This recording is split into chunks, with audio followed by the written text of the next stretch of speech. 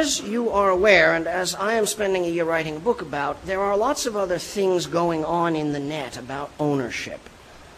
Music and movies and various other forms of culture are being distributed better by children than by people who are being paid to do the work. Artists are beginning to discover that if they allow children to distribute art in a free-handed sort of way, they will do better than they do in the current slavery in which they are kept by the culture vultures, who do, it is true, make a good deal of money out of music, but they do so primarily by keeping 94 cents out of every dollar and rendering 6 to the musicians, which isn't very good for the musicians. So there is a great deal of fuss going on about ownership in the net, and since I care about more than just free software, I care about that fuss. I have a side over there too. But the important thing for us in the conversation we're presently having is that the owners of culture now recognize that if they are going to prop up their own methods of distribution, a method of distribution in which distribution is bought and sold and treated as property, and you can't distribute unless you pay for the right to do so, unless they can prop up that structure, they are done in their business models. And for them, that requires something which I truly believe amounts to the military occupation of the net. They have to control all the nodes in the net and make sure that the bit streams that pass through those nodes check in before they go someplace that the right of distribution hasn't been bought or sold in order to permit that bit stream to go. It is precisely because software is free that the owners of culture have to occupy the hardware of the net in order to make good their business model.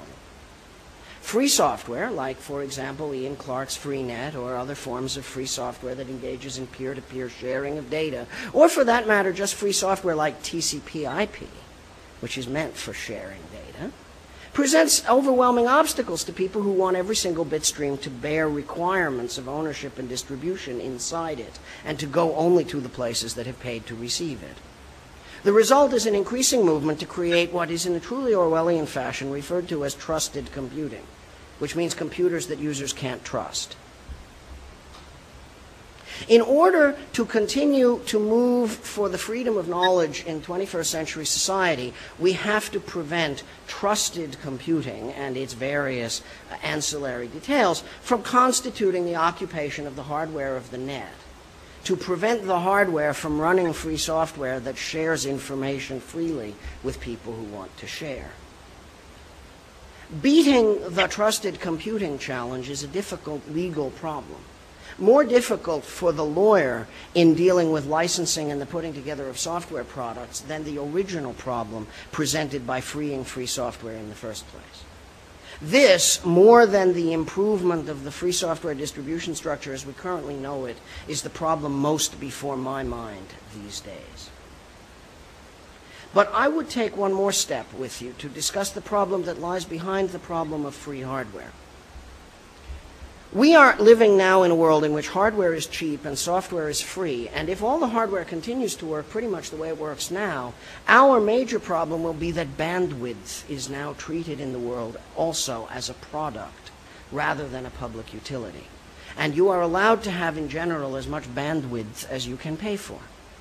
So that in the world in which we now exist, though hardware is cheap and software is free, there are major difficulties in disseminating knowledge and encouraging the diffusion of science and the useful arts, because people are too poor to pay for the bandwidth that they require in order to learn. This arises from the fact that the electromagnetic spectrum, too, has been treated as property since the second quarter of the 20th century. That was said to be technically necessary as a result of technical problems with interference that are no longer relevant in a world of intelligent devices. The single greatest free software problem in the 21st century is how to return the electromagnetic spectrum to use by sharing rather than use by propertization. Here again, as you will notice, free software itself, free executable software, has a major role to play.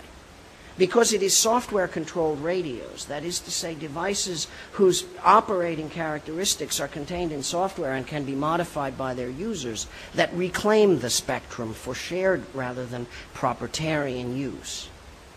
Here is the central problem that we will be dealing with not at the end of this decade, but for the 2 or 3 decades that follow as we seek to improve access to knowledge around the world for every human mind. We will be dealing with the question of how to make the technical and legal tools under our control free the spectrum. In attempting that trick, we will be confronting a series of owners far more powerful than Microsoft and Disney. You need only consider the actual embedded power of the telecommunications oligopolists in the society around you to recognize just what an uphill battle that one will be. That's the one that we must win if we are to approach the middle of the 21st century in a world in which knowledge is freely available to be shared by everybody.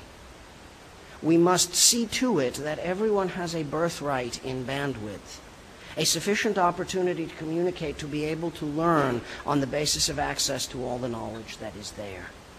This is our greatest legal challenge. The freedom of the software layer in the net is an essential component in that crusade. Our ability to prevent the devices that we use from being controlled by other people is an essential element in that campaign.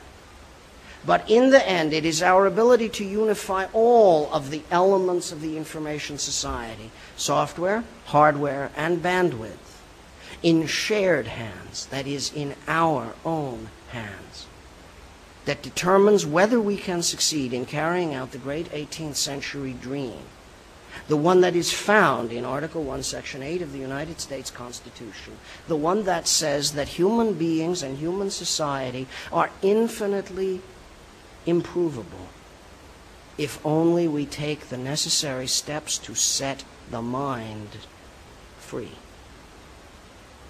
That's where we are really going.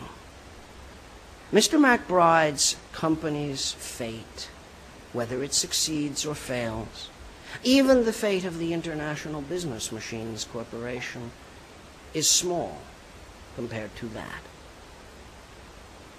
We are running a civil rights movement.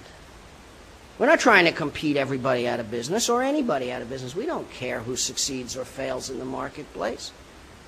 We have our eyes on the prize. We know where we are going. Freedom. Now. Thank you very much.